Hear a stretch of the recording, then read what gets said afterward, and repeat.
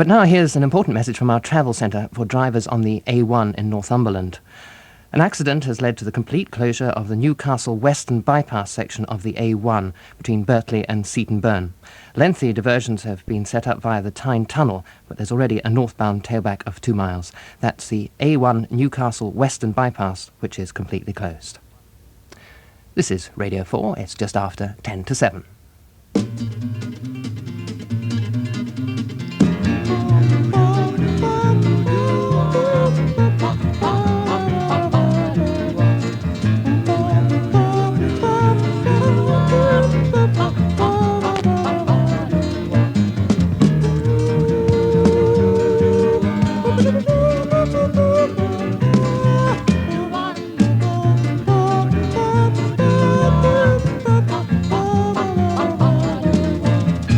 Stop the Week with Robert Robinson.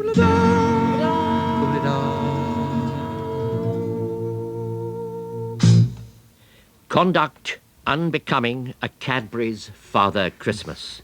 A solemn drum roll as his reindeer are clamped and his beard ceremoniously unhooked. What was it that Father Christmas, hired to amuse the children at the Birmingham chocolate factory, had done that ill became a Cadbury's Father Christmas?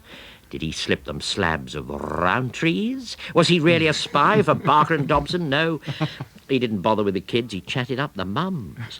And being, as it emerges, a 65-year-old bodybuilder, asked them to feel his muscles. Out! Cried Cadbury's, described in the newspaper report as the chocolate giant, thus giving the encounter fairy tale status. The chocolate giant, a swarthy devil played by Donna Meach.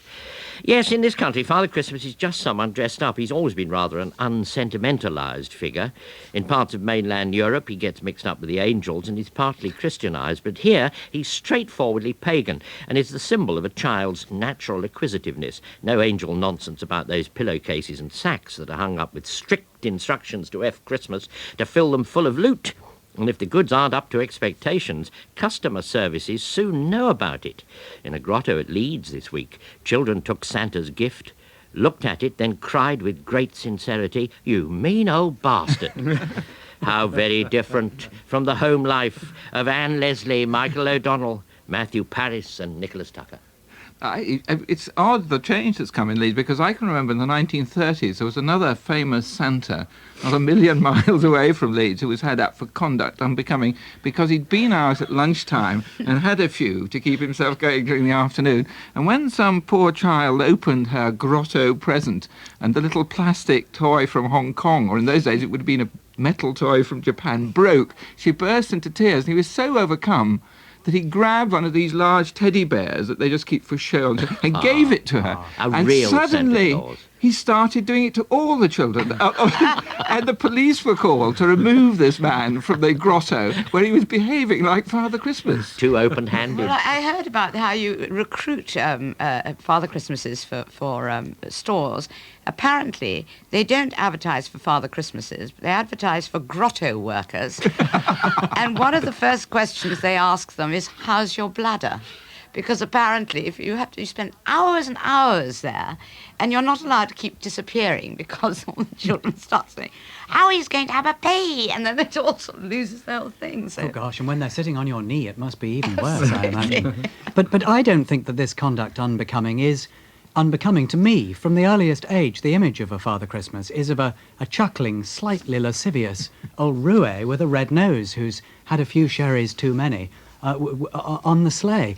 There's nothing to me innocent about the image of a Father Christmas. Nothing Christian, nothing particularly kind, indulgent perhaps, but not kind. No, I would expect that sort of behaviour. Well, Matthew, I think you're absolutely wrong. I really do. I mean, I was talking with a student about this week, and they're saying that their little son, when he found out it wasn't a Father Christmas, was really angry.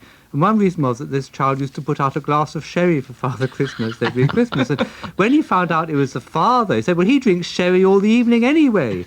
And what he had was this great love for this figure. And if you think of it, Father Christmas in our culture now is the only old bachelor of uncertain address that children can be encouraged to love, talk to, even welcome into their bedroom. And it's a sort of goes absolutely against all the suspicion, don't talk to strangers, don't take sweets from strangers. And that's That's right, Bob. He is the last of the great pagan gods. Somebody created absolutely in our own image, and all he's there for children is the utterly sensible business of bringing them as many presents as possible and not even expecting any thanks afterwards. But it's interesting that about when do children realise that Father Christmas doesn't really exist? I mean, there's a thing in Molesworth where he says what a strain Christmas is for small boys like himself, because he says you can't so much as mention the fact that there's no Father Christmas without all the grown-ups saying, shh, not in front of wee Tim. Now, I don't think I've ever discussed with my 13-year-old when she stopped believing, but I hadn't actually discussed that she stopped believing in Father Christmas. And I have a feeling that she doesn't want to break it to us. It's not her innocence that has been lost, it's ours. So her father will, of course, be creeping on all fours in the middle of the night, trying to avoid the cat in order to put her stockings I just on the would like to bed. confirm that there are 4 of the nicest little children I know, sometimes babysat at our house, and I asked one of them, or asked them all, whether they believed in Father Christmas, and Mary, the little one, said, we do, but Mummy doesn't. And if ever I heard a child who was being very well brought up indeed, that was... But I go along with you. I think that they don't need the fantasy, the children. It's the parents who need the fantasy. I mean, they live in their fantasy world already. A couple of years ago, a chum of mine was in New York and was in a store called Klein's on Long Island, and suddenly over the public announcement, there came an announcement saying, a small boy lost is in Santa's grotto. He says he's 3 years old and his name is Two Gun Goldberg. He was way beyond the grotto. It was just a place that he went to get his toys. But Two Gun Goldberg was where he lived. I wonder if Matthew has had some bad experiences, that's to say no presents from Father Christmas, that he's... he takes a feel dimmish view. no kind of distaste towards this old roue. I see you've made your mind up. He's obviously a bit of a dirty old man, but I think to be regarded with affection, always regarded with affection. To me as a child, old people, very old people, were always slightly frightening.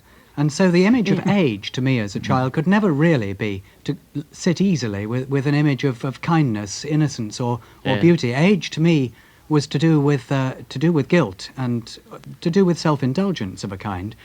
Father Christmas was a sort of creased, crumpled, slightly soiled character. Anyway, I never believed in him. Never at all. But now you're getting on a bit yourself. You still haven't changed your mind about the old. No. It's all you true. still despise them. Well. He's Peter Pan himself. Consistency there. I just want to take out this notion that Father Christmas doesn't exist. Of course he exists. He's one of the most visible people I can possibly think of. I mean, just because you don't really think he comes into your room, that can't get rid of all the images, the pictures, and we all know, all of us, what Father Christmas looks like. He's got this strange rounded shoulders and this lovely red clothes. It doesn't matter if he doesn't exist in body. He's there because we need him to be there. And one of the other things about him, which makes him such a hero to children, is there's no sort of Mrs. Christmas. And all the great heroes for children, all the pirate chiefs, all the Robinson Crusoes, they stand alone. They're the ones who don't mind exciting you and giving you presents and keeping you awake. So it doesn't matter at all, the actual truth of the matter. He's got to exist because he's a need we all have. I recognise the threat, though, that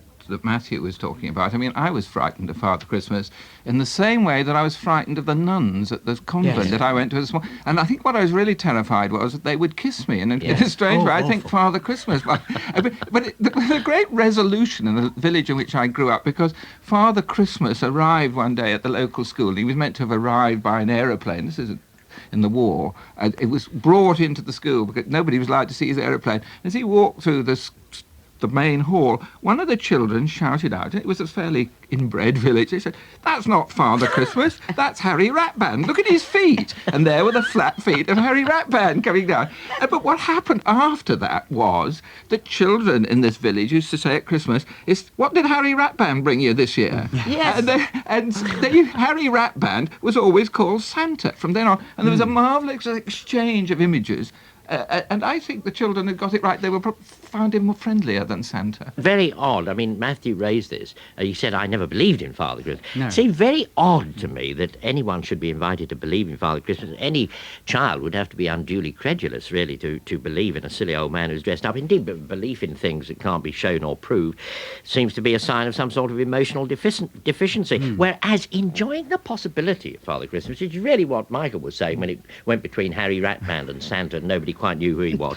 You enjoy the possibility of magic as you do in fairy tales, and it feeds your imagination. And you don't have to deceive children about Father Christmas. He never lives, so he never dies, and that's his charm. Anything that brings them presents. I mean, children believe in the tooth fairy. They believe in the presents. No, wait a minute. There's not a single exactly. They believe image. in the Well, presents. exactly. But imagine believing in a tooth fairy that nobody's been even bothered to paint. And I'd like to put in a word for Father Christmas beard. I think it's the most important thing about him, because it means that all these grotto Father Christmases and things we see, we never know quite what their expression is. Children are absolute experts on adults' expression. They can see disapproval, disappointment. A lovely white beard, they can just project onto it all the good feelings they're carrying around with them. That's why that beard is so Well, that's important. why the feminist idea of a Mother Christmas is not obviously I going to quite work. Has it got off the ground at all? Never, no. It's just It possible fell that John, down on the beard. It's just possible that John Major believes in Father Christmas, but nobody else. The test of children's credulity really is in big cities in the United States. But to start with, Father Christmas is not the same, is he? Here he has a sort of red, voluminous sort of nightgown, and there he has a belted jacket and sort of red breeches and black boots. He doesn't wear nightgowns here. Well, he does he wears does sort of wear in tunic. Harry Ratband country. He does. It's all Mrs. Ratband Not had in to Kentish hand. Town. If you go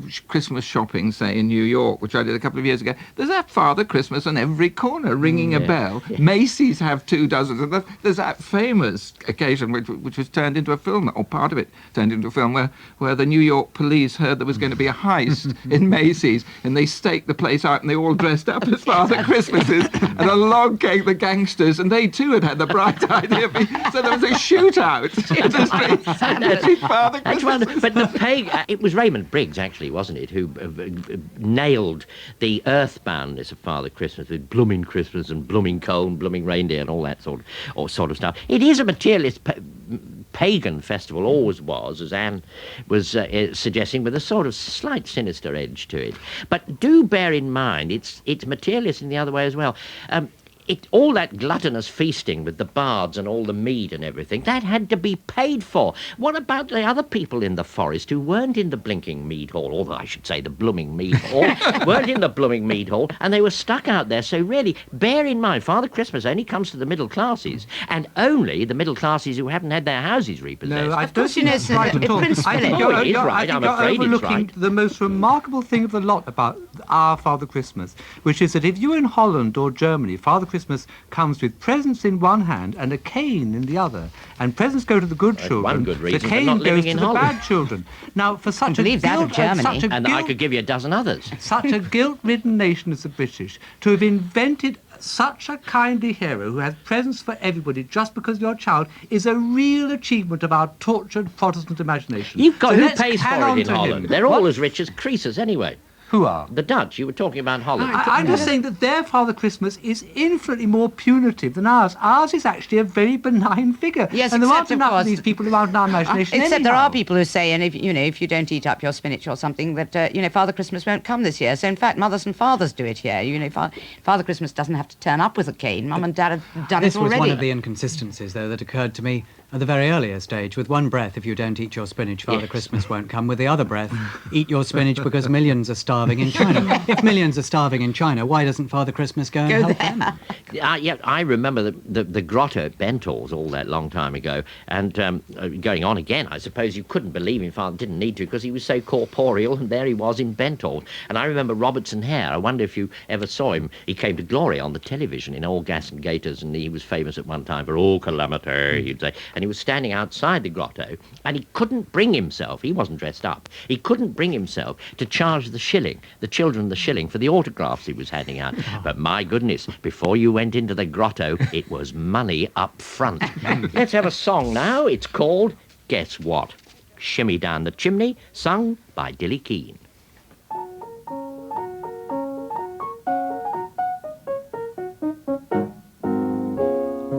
Christmas comes with ice and snow, the kids can't sleep 'cause they all know that I's a-comin' with my ho-ho-ho to shimmy down the chimney tonight. Well, I got my elves and my helpers geared to press my red coat and comb my beard. Then I said often, man, it's weird, I'll shimmy down the chimney tonight.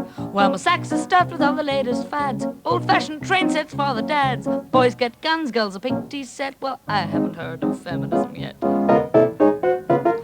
I've hitched my sleigh up to the reindeer. Lord, I hope that it don't rain, dear. If it does, I'll go by plane, dear, and shimmy down the chimney tonight.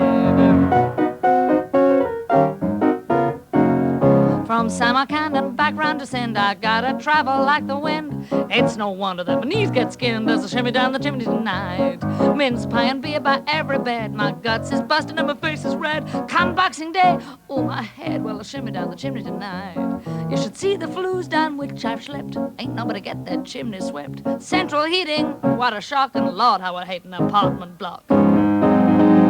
Well, it's a long, hard night, but never fear, it isn't such a bad career, 'cause I only have to work one day a year when I shimmy down the chimney tonight. Well, you don't believe me, want some proof? On Christmas morn, look up on the roof. You'll see the imprint of a reindeer's hoof, and you'll know that I shimmied, you bet I shimmied, I shivered, and I shimmied down your chimney last night. Dilly Keene, who has promised to shimmy down my chimney this Christmas. Bravo. And now we have a scoop. Stop the Week has beaten them all to it.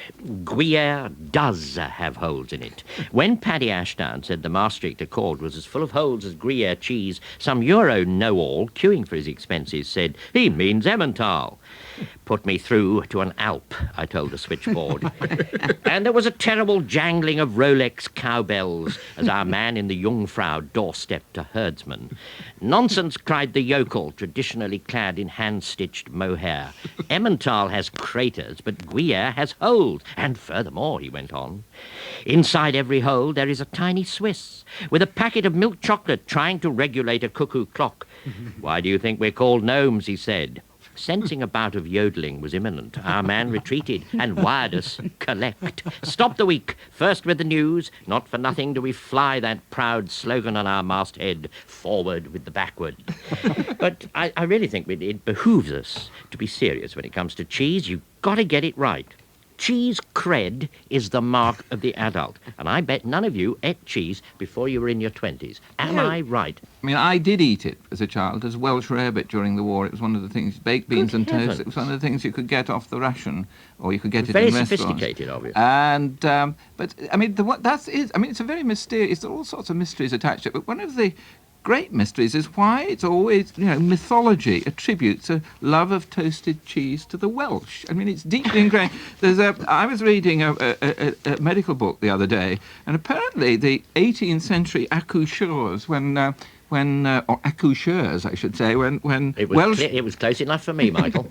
when Welsh women were in labour, they used to smear cheese around the outside of what we doctors call the birth canal, in order, in the words of one of them, contemporary writers, to say, to attract and entice young taffy, who on smelling it makes vigorous efforts to come forth. And the Welsh were always attributed to have this desire. We are very much wiser now you've told us. I have another now that Welsh, you insist on telling I have another Welsh toasted cheese story, because this is from a 16th century joke book, which is not full of many laughs, I can imagine. Wonderful.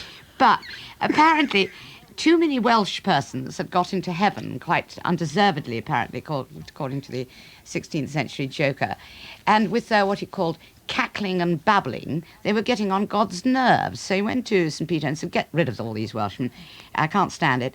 So what St. Peter did was he rushed out of the pearly gates and then started to shout things like Hosbach or whatever, which apparently means toasted cheese or something like that in Welsh. All the Welsh shot out of heaven, slavering. Then St. Peter shot back through the pearly gates and locked them, and therefore he'd solved God's Welsh problem. But and that's not really been current since the 16th century. It's the reverse of the accoucheur. I wonder why.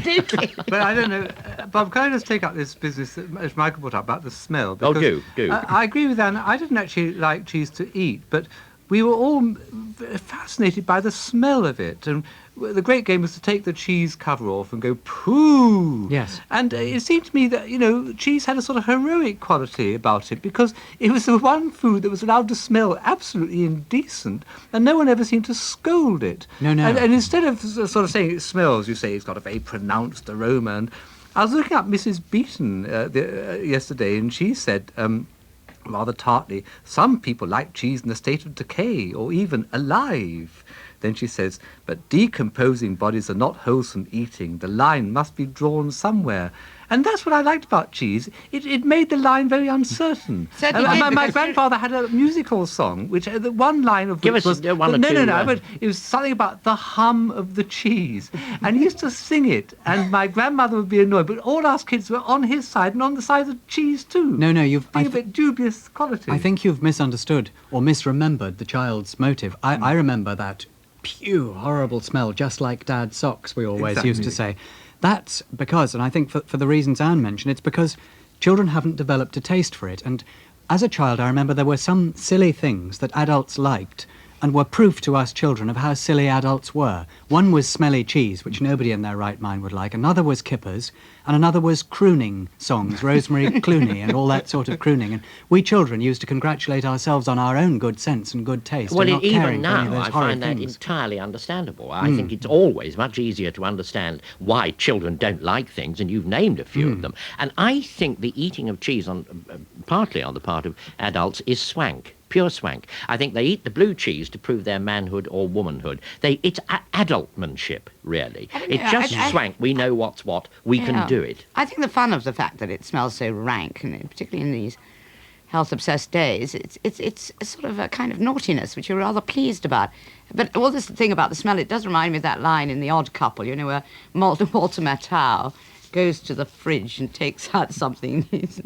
I've got green sandwiches. It's either very new cheese or very old meat. And there is that sort of feeling of rot and rank which grown-ups can cope with, but little ones can't. Yes, I think... When you and I were boys, Bob, there was only one smelly cheese, and that was Gorgonzola. Absolutely, yes. When Nicholas was talking about the music hall, there was the standard line was he used to shout, the stand-up comic was, unchain the Gorgonzola. It was in a pantomime. And all these... I rather like... I think you're unfair about the eating of the cheese being grown up. I find it's about the only way to finish off claret. If you've had a good meal and there's some left in the bottle, I mean, I find just drinking it on its own is not particularly wholesome. Oh, I don't know. I think to have cheese to go with it is I don't honestly think the cheese actually does go with claret or indeed with any wine, and I do just as omelettes and eggs don't. But that's somewhat. What do you think about all this stuff they have in the supermarkets? Now, in upmarket supermarkets,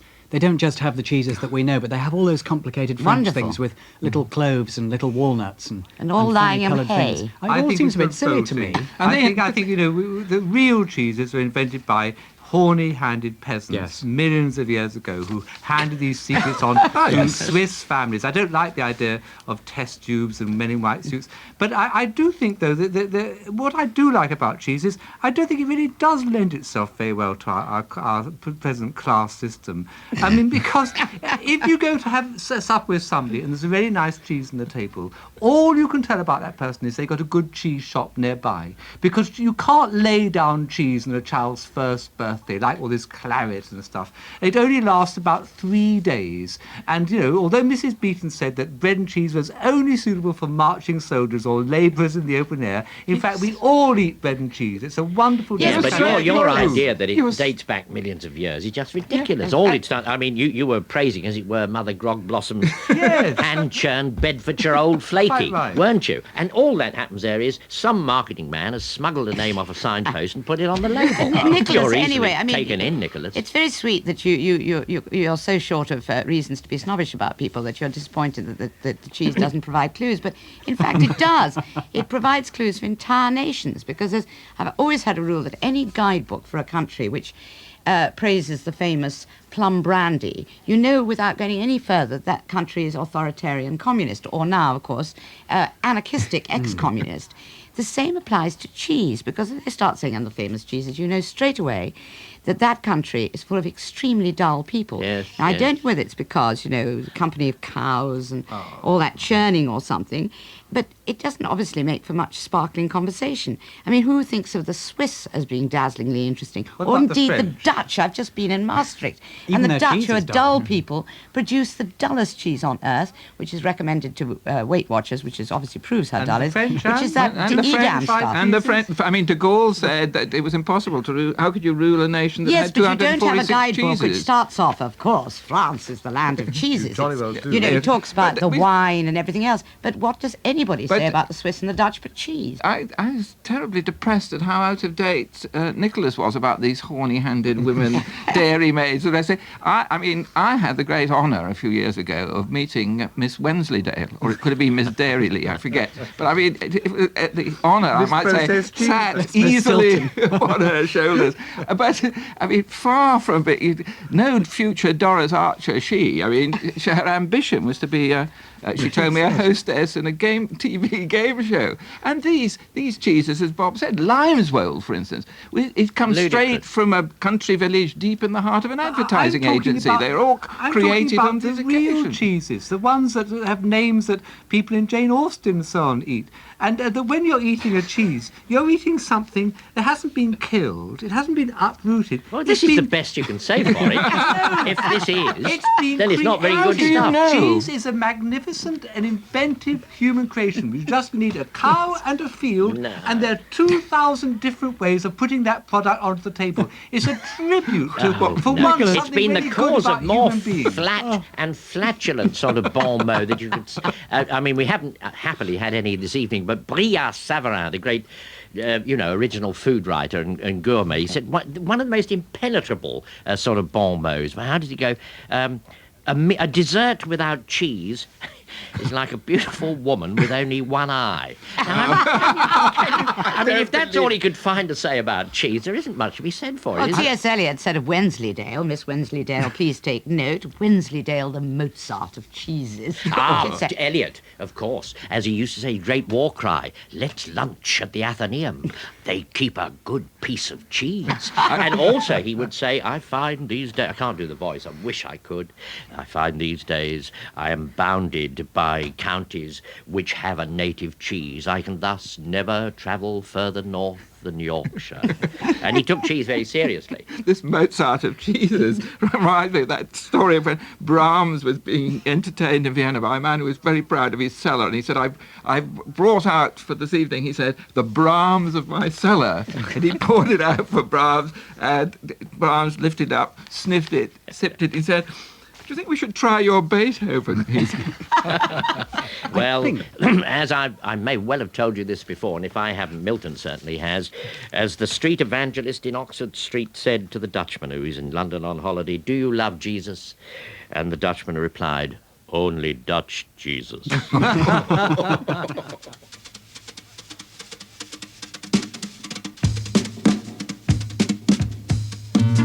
And Leslie, Matthew Parris, Nicholas Tucker and Dr. Michael O'Donnell were stopping the week with Robert Robinson. Billy Keane provided the musical interlude, and the programme was produced by Michael Ember.